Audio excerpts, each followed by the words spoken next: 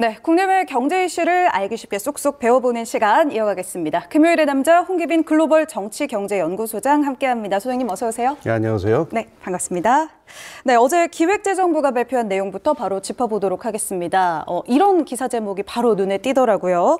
주식 큰손 양도세 확 줄어든다. 그러니까 이 주식 양도소득세가 부과되는 대주주의 기준이 현행 10억 원에서 이제 50억 원으로 크게 좀 완화가 됐습니다. 네, 무슨 뜻인지 먼저 쉽게 설명을 부탁드리겠습니다. 네, 알겠습니다. 그러니까는 주식을 이제 팔 적에 그러면 양도를 해서 소득이 나오잖아요. 그 소득이 세금을 물릴 거냐 말 거냐 하는 건데 이 개미 투자자들, 작은 그 투자자들한테 물리지 않았었어요. 그러면 그 기준선을 어디서 둘 것이냐라고 하는 건데요. 기존에는 두 가지 기준이 있었습니다. 그러니까 10억 원 이상의 그 주식을 가지고 있을 경우에는 물린다라고 하는 것이었어요. 세율은 20%에서 25% 사이인데, 그러니까 그 과세분이 3억 원이 안 될 경우에는 20%, 넘을 경우에는 25% 이렇게 물렸었습니다. 그리고 두 번째 기준은 뭐냐면은 10억 원하고 무관하게 지분이 어떤 해당 기업의 그 지분이 많을 경우인데, 이거는 코스피는 1%, 코스닥은 2% 이렇게 각각 달랐었어요. 네. 근데 이번에 나온 조치는 10억 원 이상은 모두 세금을 내야 된다라고 얘기를 했었는데 이제는 그걸 50억으로 올렸으니까 10억 원에서 50억 사이에 있는 분들은 기존 기준대로 하면 세금을 내야 되는 분들이었는데 이제는 안 내도 되게 된 겁니다. 네, 이제 설명을 해주셔서 어떤 취지인지는 의미는 또 이해가 됐습니다. 그럼 이 개정안이 지금 나온 이유에 대해서도 저희가 좀 짚어봐야 할 텐데요. 연말만 되면 이제 기재부에서 얘기한 것도 말씀하신 것처럼 대주주가 지정되면 이렇게 고액의 세금을 내야 하니까 이 고액 투자자들이 연말에 주식을 매도하면서 주가가 자꾸 떨어지고 하니까 이제 이걸 좀 완화해보겠다. 이런 취지인 것 같습니다. 그런데 이렇게 기재부에서 발표할 만큼 연말에 고액 투자자의 움직임에 따라서 이 매도하는 양이 많아서 증시 변동이 좀 심한 편인가요? 예, 그거는 약간의 논란의 여지가 있습니다. 우선 말씀하신 대로 이제 그 기재부에서 설명한 그 현상은 분명히 존재합니다. 왜냐하면 아까 말씀드린 대로 10억에서 그 50억 그 10억 그 사이에 있는 분들은 이거 가지고 있으면 양도소득세를 내야 되니까 여기서 연말에는 요 기준을 피하기 위해서 대거 이걸 매도를 해버려요. 그러면 누가 피해를 보느냐면 이른바 개미 투자자라고 하는 분들이 주가가 떨어지게 되잖아요. 그럼 연말에는 어김없이 들고 있는 주식의 가격이 떨어지는 현상을 보게 되니까 피해를 입게 되죠. 그러니까 이거를 피하기 위해서 이 개미 투자자들의 그 이익을 위해서라도 이걸 해야 된다라고 하는 논리인데요. 이거에 대한 반론도 만만치가 않습니다. 이게 지금 한 20년 동안 자본시장에서는 이게 정착된 제도라 가지고 해가 바뀌면 바로 사버려요.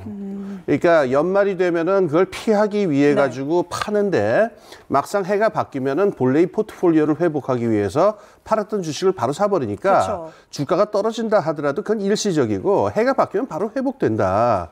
그래서 이게 별 큰 문제 아닌데 왜 이렇게 말하자면 문제로 삼느냐 이런 반론도 있습니다. 네, 아무래도 그런 의문을 가진 분이 제법 좀 되실 것 같다는 생각이 듭니다. 네, 이번 조치가 이제 당장 내년 1월 1일 이후 양도분부터 적용이 된다고 하는데 그러면 원래대로라면 이제 올해 주식시장 폐장일이 12월 28일이니까 원래는 이 거래일 전에 이제 정리를 했어야 하는데 올해는 50억 원으로 기준이 완화됐기 때문에 그러지 않아도 된다는 말씀이시죠? 네, 그렇죠. 네, 그럼 이번 조치로 인해서 이제 올 연말부터 바로 주식시장 조금 있으면 또 개장할 텐데 어떤 영향 미칠 걸로 보십니까? 우선 지금 우리 쭉 얘기한 대로 연말 되면은 보통 거의 걸려 있는 분들이 쭉 파는 그게 있었는데 이거는 이제 사라질 것으로 보입니다. 이번 26일에 국무회의가 열리는데 이때 지금 나와 있는 그 예고된 게 통과될 게 거의 확실하니까요. 예. 알겠습니다. 이번에는 이렇게 일각에서 이 통상적인 세법 개정 절차랑은 또 무관하게 감세 조치를 내놨다. 좀 이례적이지 않나 이런 평가도 나오던데 어떻게 보십니까? 네, 그렇습니다. 이것도 이제 논란이 있는 지점인데요. 이 세법에 관계된 그 법은 세 종류가 있어요. 하나는 법이 있고 나머지 두 개는 이제 행정명령입니다. 첫 번째는 시행령이라는 게 있고 그다음에 시행규칙이라는 게 있는데 법이 만들어지면서 그게 입법부에서 이제 행정부로 넘어가게 되면 그걸 구체화하기 위해서 시행령과 시행규칙이 나오게 되죠. 그런데 이번에 지금 이 문제 같은 경우에 계속 야당하고 이 논쟁이 있었어요. 그동안에. 그래서 작년에도 이걸 한다 만다라는 이게 있었는데 이걸 법 차원에서 바꾸려면 야당의 승인을 얻어야 되잖아요. 그런데 이번에 한 조치는 시행령입니다. 야당의 합의가 필요가 없어요. 그래서 입법을 예고하고 국무회의만 통과하면 그냥 되게 돼 있는데 과연 이런 조치를 갖다가 그것도 야당하고 어떤 논점이 쟁점이 있는 부분인데 이거를 시행령으로 일방적으로 통과시키는 것이 옳으냐 이것에 대해서는 논란의 여지가 있겠습니다. 네, 안 그래도 이제 야당 입장에서는 부자 감세 아니냐 뭐 예. 이런 얘기들이 좀 있는 것 같습니다. 그렇습니다. 네, 궁금한 게 지난해 기준으로 이제 신고된 주식을 우리나라에서 하는 사람 인원이 뭐 1,400만 명 정도라고 하던데 예. 이 양도세에 해당되는 사람이 0.05%. 예. 사실 이렇게만 보면 그렇게 큰 수는 아닌 것 같다는 생각이 그렇습니다. 들거든요. 예. 네. 예, 이 부분이 그래서 이제 그 부자 감세다라고 하는 비판을 이제 받게 되는 부분인데요.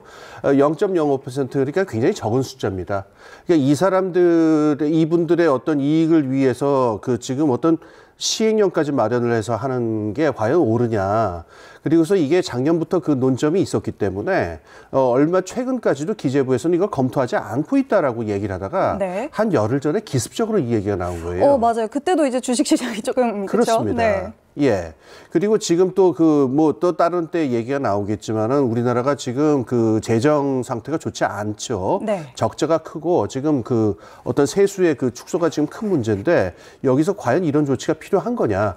그래서 이제 부자 감세다라고 하는 비판이 나오고 있는 겁니다. 네, 맞습니다. 안 그래도 뭐 국가 재정 어렵다, 뭐 세수 펑크 50조 원에 가깝다 이런 뉴스도 좀 전해드렸던 것 같은데 그래서 좀 의문을 품는 분들도 계신 것 같습니다. 예. 하지만 또 궁금한 게요, 이 대주주의 양도세 부과 기준 맨 처음에 시작된 게 지난 2000년에 종목당 100억 원인데 예. 이게 점차 낮아져서 2020년 이제 문재인 정부 들어와서 10억 원까지 낮아졌습니다. 그렇습니다. 사실 10억 원 하면 또 현재 우리나라의 이 경제 규모에 비하면 좀 박한 기준은 아닌가 이런 궁금증도 사실 들었거든요. 예, 뭐 그 기준도 있는데요.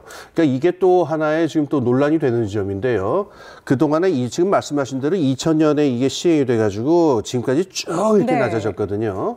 근데 낮아진 횟수를 보게 되면은 이게 이른바 뭐 진보 정권이다, 보수 정권이다, 이게 가리지 않습니다. 그러니까 말하자면은 이른바 진보다, 보수다 이런 쪽에 어떤 이걸 넘어서서 이 주식을 통해 가지고 얻게 되는 소득의 크기가 크고 이게 우리나라 자본시장의 발달이 있으니까 이 부분에 대한 과세가 있어야 된다. 이 과세를 늘려야 된다는 어떤 초당적인 합의가 있었던 셈인 건데 네. 이번에 처음으로 이 추세가 20만 년 만에 역전이 된 겁니다.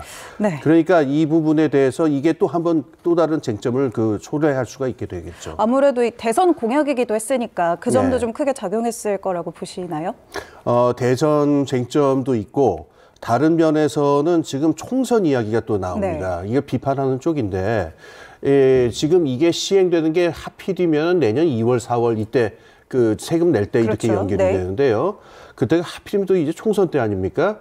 그러니까 일부 그 일간지나 이런 사설 같은 데서는 이걸 금융 포퓰리즘의 연속으로 봐야 되는 게 아니냐. 금융 총선을. 포퓰리즘, 네. 그렇습니다. 그래서 이 원칙이 과연 맞느냐라고 하는 것에 대해서 뭐 보수 일간지에서도 이 비판하는 이야기가 나오고 있더라고요.